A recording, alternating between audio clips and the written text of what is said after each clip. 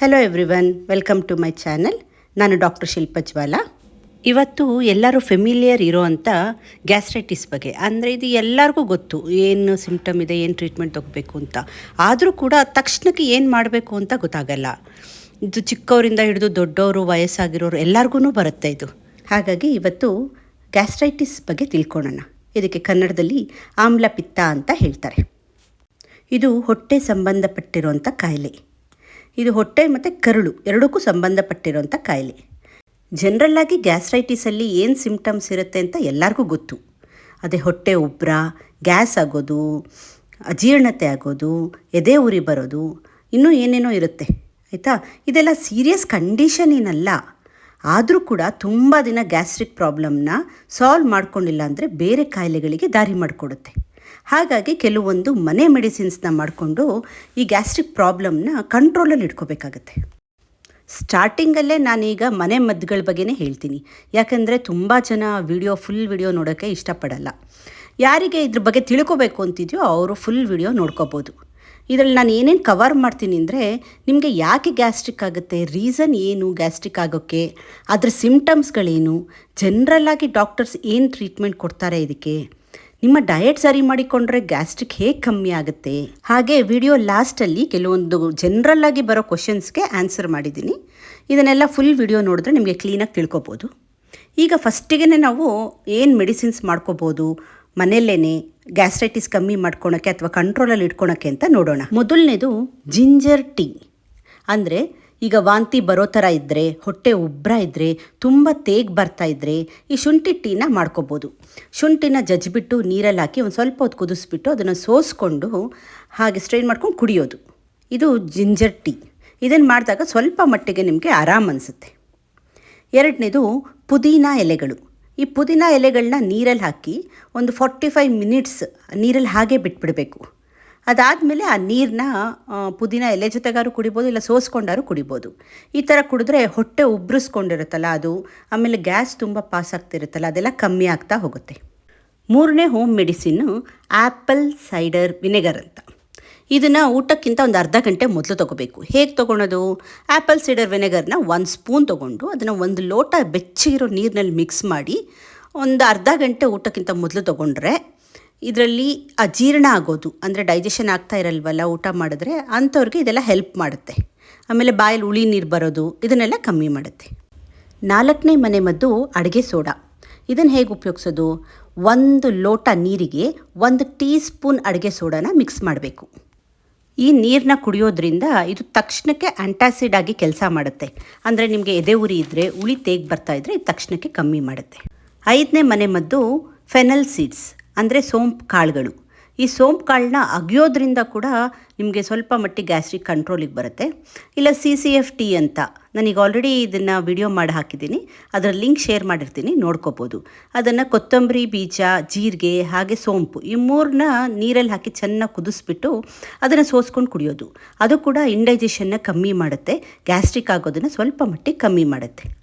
ಆಮೇಲೆ aloe vera juice. ಇದನ್ನು ಬೆಳಗ್ಗೆ ಹೊತ್ತು ದಿನ ಕುಡಿತಾ ಇದ್ದರೆ ಸ್ವಲ್ಪ ಮಟ್ಟಿಗೆ ಸೂತಿಂಗ್ ಎಫೆಕ್ಟ್ ಇರುತ್ತೆ ಹೊಟ್ಟೆಗೆ, ಸ್ಟೊಮಕ್ಕಿಗೆ. ಆಮೇಲೆ ಡಿಟಾಕ್ಸ್ ಜ್ಯೂಸಸ್ ಕೂಡ ಹೆಲ್ಪ್ ಮಾಡುತ್ತೆ. ಇದು ಖಾಲಿ ಹೊಟ್ಟೆಯಲ್ಲಿ ಡಿಟಾಕ್ಸ್ ಜ್ಯೂಸಸ್ನ ಕುಡಿದ್ರೆ ಗ್ಯಾಸ್ಟ್ರಿಕ್ ಆಗೋದನ್ನು ಕಮ್ಮಿ ಮಾಡುತ್ತೆ.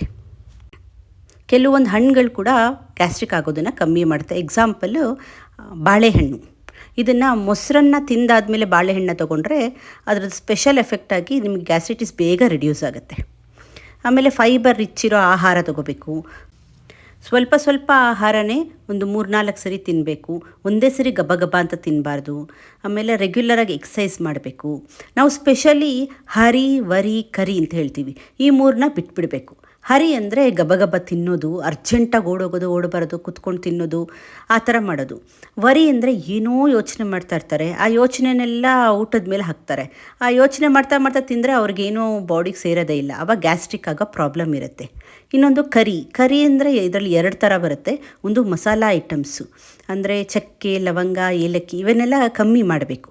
ಇನ್ನೊಂದು ಕರಿ ಅಂದರೆ ಆಯಿಲ್, ಫ್ರೈಡ್ ಐಟಮ್ಸ್, ಬೋಂಡಗಳು, ಬಜ್ಜಿಗಳು ಇವನ್ನೆಲ್ಲ ತಿನ್ನೋದನ್ನ ಕಮ್ಮಿ ಮಾಡಿದ್ರೆ ಗ್ಯಾಸ್ಟ್ರಿಕ್ ತಂತಾನಾಗೆ ಕಮ್ಮಿ ಆಗ್ತಾ ಹೋಗುತ್ತೆ. ಇನ್ನೊಂದು ಮೇಯ್ನ್ ಇಂಗ್ರೀಡಿಯೆಂಟ್ ಎಲ್ಲರ ಮನೇಲೂ ಇರೋವಂಥದ್ದು ಅಂದರೆ ಜೀರಿಗೆ. ಇದನ್ನು ರಾತ್ರಿ ನೆನೆ ಹಾಕಿಬಿಟ್ಟು ಬೆಳಗ್ಗೆ ಎದ್ದು ಆ ನೀರನ್ನ ಸೋಸ್ಕೊಂಡು ಕುಡಿಬೋದು, ಬಿಸಿ ಮಾಡಿಕೊಂಡು ಕುಡಿಬೋದು. ಇನ್ನೊಂದು ಅಜ್ವಾಯಿನ್ ಅಥವಾ ಓಂ ಕಾಳು, ಇದನ್ನು ಕೂಡ ನೀರಲ್ಲಿ ನೆನೆ ಹಾಕಿಬಿಟ್ಟು ರಾತ್ರಿ ಬೆಳಗ್ಗೆ ಎದ್ದು ಅದ್ರ ನೀರನ್ನ ಹಾಗೆ ಸೋಸ್ಕೊಂಡು ಕುಡಿದ್ರೆ ಗ್ಯಾಸ್ಟ್ರಿಕ್ ಕಮ್ಮಿ ಆಗುತ್ತೆ. ಇದಿಷ್ಟು ಈಗ ನಾನು ಜನರಲ್ಲಾಗಿ ಮನೆ ಮದ್ದುಗಳು ಏನು ಮಾಡ್ಕೋಬೋದು ಅಂತ ಹೇಳಿದ್ದೀನಿ. ಯಾರಿಗೆ ವಿಡಿಯೋ ನೋಡೋಕೆ ಇಷ್ಟ ಇಲ್ಲ, you can stop here only. ಇಲ್ಲ ನಮಗೆ ಗ್ಯಾಸ್ಟ್ರಿಕ್ ಬಗ್ಗೆ ಡೀಟೇಲಾಗಿ ತಿಳ್ಕೋಬೇಕು ಅಂದವರು ಪೂರ್ತಿ ವಿಡಿಯೋನ ನೋಡಿ. ಈಗ ನಾವು ಮುಂದೆ ಗ್ಯಾಸ್ಟ್ರಿಕ್ ಸಮಸ್ಯೆ ಯಾಕಾಗತ್ತೆ ಅಂತ ನೋಡೋಣ. ಅಂದರೆ ಕಾರಣಗಳು ಯಾಕಾಗತ್ತೆ. ಮೊದಲನೇದು ಫೈಬರ್ ಆಹಾರ, ಅಂದರೆ ತರಕಾರಿ, ಕಾಳುಗಳು, ಹಣ್ಣು ಸರಿಯಾಗಿ ತಿನ್ನದೇ ಇದ್ದರೆ ಗ್ಯಾಸ್ಟ್ರಿಕ್ ಆಗುತ್ತೆ. ಎರಡನೇದು ಮಸಾಲೆಯುಕ್ತ ಆಹಾರಗಳು, ಅಂದರೆ ಆಯಿಲ್ ಫುಡ್ಗಳು, ಆವಾಗಲೇ ಹೇಳ್ದಂಗೆ ನಾನು ಚಕ್ಕೆ, ಏಲಕ್ಕಿ, ಲವಂಗ ಇದೆಲ್ಲ ತುಂಬ ತಿನ್ನೋದ್ರಿಂದ ಹೊಟ್ಟೆ ಒಳಪದ್ರ ಕಿರಿಕಿರಿ ಆಗುತ್ತೆ. ಹೈಡ್ರೋಕ್ಲೋರಿಕ್ ಆ್ಯಸಿಡ್ ರಿಲೀಸ್ ಆಗ್ತಾ ಹೋಗುತ್ತೆ, ಹಾಗಾಗಿ ಬಾಯಲ್ಲೆಲ್ಲ ಹುಳಿ ನೀರು ಬರೋ ಚಾನ್ಸಸ್ ಇರುತ್ತೆ. ಮೂರನೇದು ಲೈಫ್ ಸ್ಟೈಲ್ ಕೂಡ ಇದಕ್ಕೆ ಮೇನ್ ಇಂಪಾರ್ಟೆಂಟು. ಅಂದರೆ ತುಂಬ ಒಂದೇ ಕಡೆ ಕೂತಲ್ಲೇ ಕೂರೋದು, ಊಟ ಮಾಡೋದು, ಮಲಗೋದು ಹೀಗೆಲ್ಲ ಮಾಡಿದಾಗ ಗ್ಯಾಸ್ಟ್ರಿಕ್ ಆಗೇ ಆಗುತ್ತೆ. ಯಾಕಂದರೆ ಅದು ಡೈಜೆಷನ್ ಆಗಲ್ಲ, ತುಂಬ ಸ್ಲೋ ಆಗುತ್ತೆ ಡೈಜೆಷನ್ ಆಗೋಕ್ಕೆ. ಇನ್ನು ನಾಲ್ಕನೇದು ಯಾರು ಸಿಗರೇಟ್ ಸೇದ್ತಾಯಿದ್ರೆ, ಡ್ರಿಂಕ್ಸ್ ಮಾಡ್ತಾಯಿದ್ರೆ, ಈ ಅಭ್ಯಾಸಗಳಿಂದ ಹೊಟ್ಟೆ ಲೈನಿಂಗ್ಸ್ಗಳಿಗೆ ತುಂಬ ಇರಿಟೇಟ್ ಆಗುತ್ತೆ, ಹಾಗಾಗಿ ಹುಣ್ಣುಗಳಾಗೋ ಚಾನ್ಸಸ್ಸು ಇರುತ್ತೆ. ಐದನೇದು ಮೆಂಟಲ್ ಡಿಸಾರ್ಡರ್ಸ್, ಅಂದರೆ ತುಂಬ ಒಬ್ಬರು ಕೆಲವೊಂದು ಯೋಚನೆಗಳನ್ನ ಮಾಡ್ತಾನೇ ಇರ್ತಾರೆ, ಫ್ಯಾಮಿಲಿ ಪ್ರಾಬ್ಲಮ್ಗಳು ಅದು ಇದು ಅಂತ ಹೇಳಿಬಿಟ್ಟು.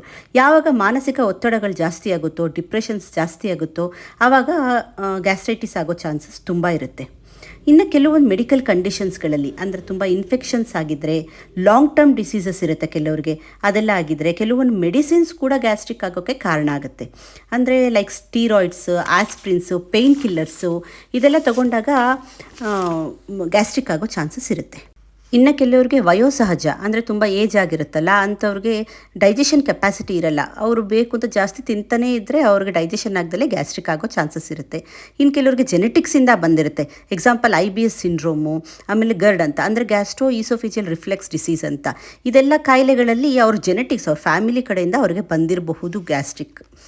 ಇನ್ನು ಕೆಲವ್ರಿಗೆ ಫುಡ್ ಸ್ಟೈಲ್ ಚೇಂಜಸ್ ಮಾಡಿಕೊಂಡ್ರೆ, ಅಂದರೆ ಈಗ ಮನೇಲಿರ್ತಾರೆ, ಸಡನ್ನಾಗಿ ಹಾಸ್ಟೆಲಿಗೆ ಹೋಗ್ತಾರೆ ಅಥವಾ ಸಡನ್ನಾಗಿ ಹೋಟೆಲ್ ಫುಡ್ಸ್ ತಿನ್ನೋಕ್ಕೆ ಸ್ಟಾರ್ಟ್ ಮಾಡ್ತಾರೆ, ಅಂಥವ್ರಿಗೆ ಗ್ಯಾಸ್ಟ್ರಿಕ್ ಆಗೋ ಚಾನ್ಸಸ್ ತುಂಬ ಇರುತ್ತೆ.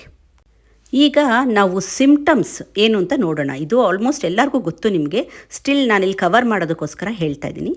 ಹೊಟ್ಟೆ ಉರಿ ಇರುತ್ತೆ, ಉಳಿ ತೇಗಿರುತ್ತೆ, ಬಾಯಲ್ಲಿ ನೀರು ಬರ್ತಾ ಇರುತ್ತೆ, ಹೊಟ್ಟೆ ಉಬ್ಬರ ಆಗುತ್ತೆ, ಕೆಲವ್ರಿಗೆ ಹೊಟ್ಟೆ ತುಂಬ ಟೈಟ್ ಆದಂಗೆ ಅಂತ ಅನಿಸುತ್ತೆ, ಎದೆ ನೋವು ಬರುತ್ತೆ, ಬೆನ್ನು ನೋವು ಬರುತ್ತೆ, ಕೆಲವ್ರಿಗೆ ವಾಂತಿ ಬಂದಂಗೆ ಆಗುತ್ತೆ, ಕೆಲವ್ರಿಗೆ ವಾಂತಿನೇ ಆಗುತ್ತೆ, ತೇಗು ತುಂಬ ಬರ್ಬೋದು, ಕೆಳಗಡೆ ಗ್ಯಾಸ್ ತುಂಬ ಪಾಸ್ ಆಗ್ಬೋದು. ಈ ಥರ ಎಲ್ಲ ಆಗೋದು ಸಿಂಪ್ಟಮ್ಸ್ ಆಫ್ ಗ್ಯಾಸ್ಟ್ರೈಟಿಸ್. ಈಗ ಜನರಲ್ಲಾಗಿ ಟ್ರೀಟ್ಮೆಂಟ್ ಏನು ಮಾಡ್ಬೋದು ಇದಕ್ಕೆ ಅಂತ ನೋಡೋಣ. ಜನರಲ್ಲಾಗಿ ಆ್ಯಂಟಾಸಿಡ್ಸ್ ಕೊಡ್ತಾರೆ ಡಾಕ್ಟರ್ಸ್. ಆ್ಯಂಟಾಸಿಡ್ಸ್ ಅಂದರೆ ಈಗ ನೀವು ಜನರಲ್ಲಾಗಿ ನೋಡಿರೋಂಥ ಜೆಲುಸಿಲ್ಲು, ಡಯವಲ್ ಈ ಥರದ್ದೆಲ್ಲ ಜೆಲ್ಗಳು ಬರುತ್ತೆ. ಇದನ್ನು ಒಂದು 1/4 ಗ್ಲಾಸ್ ನೀರಿಗೆ ಮಿಕ್ಸ್ ಮಾಡ್ಕೊಂಡು ಕುಡಿದ್ರೆ ತಕ್ಷಣಕ್ಕೆ ನಿಮಗೆ ಗ್ಯಾಸ್ಟ್ರಿಕ್ ಕಮ್ಮಿ ಆಗುತ್ತೆ. ಹಾಗೆ ನಿಮ್ಗೆ ಕೆಲವೊಂದು ಲೈಫ್ ಸ್ಟೈಲ್ನ ಚೇಂಜ್ ಮಾಡ್ಕೋಬೇಕು, ಡಯೆಟ್ನ ಸರಿ ಮಾಡ್ಕೋಬೇಕು, ಟೈಮ್ ಟು ಟೈಮ್ ಕರೆಕ್ಟಾಗಿ ಊಟ ಮಾಡಬೇಕು, ಫೈಬರ್ ರಿಚ್ ಇರೋ ಆಹಾರಗಳನ್ನ ಸೇವಿಸಬೇಕು, ಅಂದರೆ ತರಕಾರಿ, ಕಾಳುಗಳು, ಸೊಪ್ಪು, ಫ್ರೂಟ್ಸು ಇದನ್ನೆಲ್ಲ ತೊಗೋಬೇಕು. ಮಸಾಲ ಐಟಮ್ಸು, ಆಯಿಲ್ ಫ್ರೈಡ್ ಐಟಮ್ಸ್ನ ತಿನ್ನೋದನ್ನು ಕಮ್ಮಿ ಮಾಡಬೇಕು, ತುಂಬ ಅತಿಯಾಗಿ ತಿನ್ನೋದನ್ನು ಕಮ್ಮಿ ಮಾಡಬೇಕು, ಹಾಗೆ ನೀರು ಜಾಸ್ತಿ ಕುಡಿಬೇಕು. ಏನಾದ್ರು ಬೆಲ್ಚಿಂಗ್, ಬರ್ಪಿಂಗ್ ಅಂದರೆ ಗಾಳಿ ಬರ್ತಿದ್ರೆ, ತೇಗ್ ಬರ್ತಾಯಿದ್ರೆ ಅದನ್ನು ಹೊರಗೆ ಹೋಗೋಕ್ಕೆ ಬಿಡಬೇಕು, ತಡಿಬಾರ್ದು. ಹೊರಗೆ ಹೋದರೆ ಅದು ಒಳ್ಳೆಯದು. ಆದರೆ ಹೊಟ್ಟೆ ನೋವು, ಹೊಟ್ಟೆ ಉಬ್ಬರ ಬರ್ತಾಯಿದ್ರೆ ಆವಾಗ ನೀವು ಡಾಕ್ಟರ್ನ ಕನ್ಸಲ್ಟ್ ಮಾಡಿ ಟ್ರೀಟ್ಮೆಂಟ್ ತೊಗೋಬೇಕಾಗತ್ತೆ. ಕೆಲವೊಂದು ಟಿಪ್ಸ್ಗಳನ್ನ ಹೇಳ್ತೀನಿ ಗ್ಯಾಸ್ಟ್ರಿಕ್ ಕಮ್ಮಿ ಮಾಡ್ಕೊಳಕ್ಕೆ. ಮೊದಲನೇದು, ಊಟ ತಿನ್ನಬೇಕಾದ್ರೆ ನೀವು ನಿಧಾನಕ್ಕೆ ಬಾಯಿನ ಕ್ಲೋಸ್ ಮಾಡಿಕೊಂಡು ನಿಧಾನಕ್ಕೆ ಅಗ್ದು ತಿನ್ನಬೇಕು. ಎರಡನೇದು, ಊಟ ಮಾಡುವಾಗ ಮಾತಾಡೋದನ್ನು ಕಮ್ಮಿ ಮಾಡಬೇಕು, ಆವಾಗ ಗಾಳಿ ಒಳಗೋಗಿ ನಿಮಗೆ ತೇಗ್ ಬರೋ ಚಾನ್ಸಸ್ ತುಂಬ ಇರುತ್ತೆ. ಮೂರನೇದು, ಸ್ವಲ್ಪ ಊಟ ಕಮ್ಮಿನೇ ತಿನ್ನಬೇಕು. ಅಂದರೆ ಈಗ ನಮ್ಮ ಹೊಟ್ಟೆ ಇರುತ್ತಲ್ಲ ಅದನ್ನು 3 ಭಾಗ ಆಗಿ ಡಿವೈಡ್ ಮಾಡ್ಕೋಬೇಕು. 1 ಪಾರ್ಟ್ ಫುಡ್ಡು, 1 ಪಾರ್ಟ್ ವಾಟರ್, ಇನ್ನೊಂದು ಪಾರ್ಟ್ ಏರ್ ಹೋಗೋಕ್ಕೆ, ಗಾಳಿ ಆಡೋಕ್ಕೆ ಬಿಡಬೇಕು.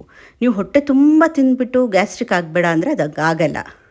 ನಾಲ್ಕನೇದು, ಕಾರ್ಬೋಹೈಡ್ರೇಟ್ ಲಿಕ್ವಿಡ್ಸ್ಗಳು ಅಂದರೆ ಪೆಪ್ಸಿ, ಕೋಕೋ-ಕೋಲಾ ಇದನ್ನೆಲ್ಲ ಸ್ಟಾಪ್ ಮಾಡಬೇಕು, ಅಂದರೆ ಜಂಕ್ ಫುಡ್ಸ್ನು ಕೂಡ ಸ್ಟಾಪ್ ಮಾಡಬೇಕು.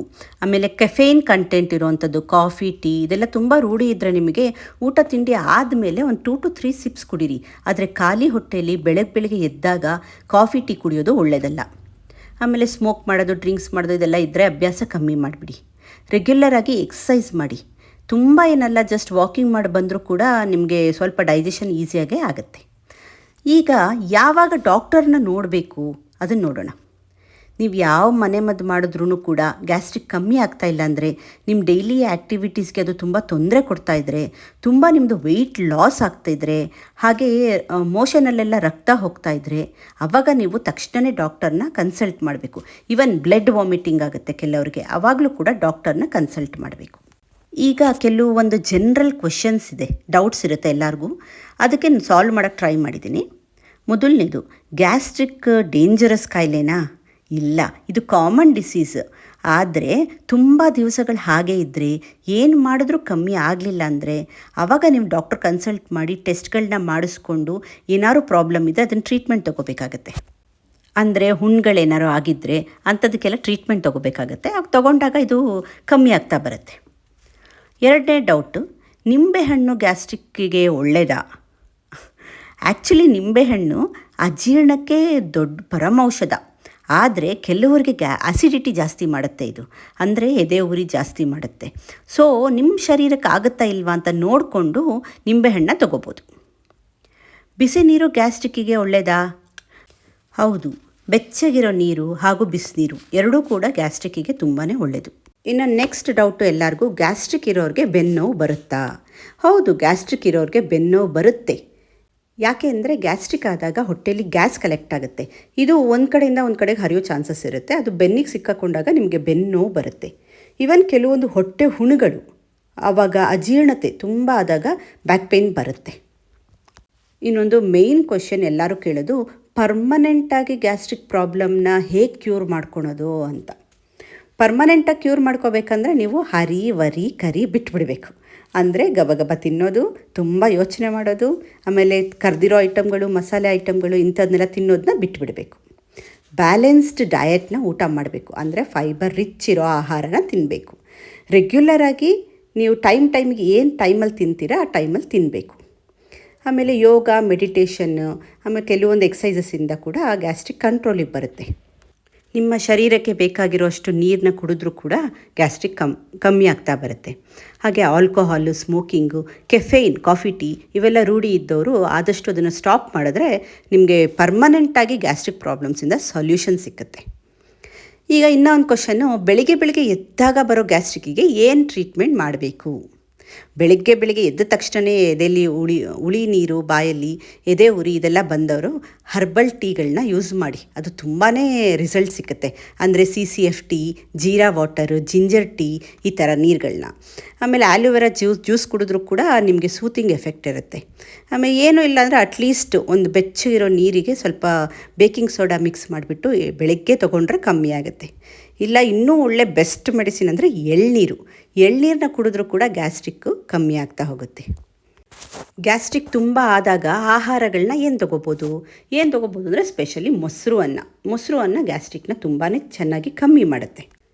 ಮೆತ್ತಗಿರೋ ಆಹಾರಗಳು, ಸ್ಪೈಸಿ ಇಲ್ದಲೇ ಇರುವಂಥದ್ದು, ಬೇಯಿಸಿರೋ ತರಕಾರಿಗಳು, ಸೂಪ್ಗಳು, ಮೆತ್ತಗಿರೋ ಆಹಾರ ಅಂದರೆ ತಿಳಿಸಾರನ್ನ, ಬೇಳೆಕಟ್ಟು ಇಂಥವೆಲ್ಲ ತೊಗೋಬೋದು. ಅದು ತೊಗೊಂಡಾಗ ನಿಮಗೆ ಗ್ಯಾಸ್ಟ್ರಿಕ್ ಕಮ್ಮಿ ಆಗ್ತಾ ಬರುತ್ತೆ.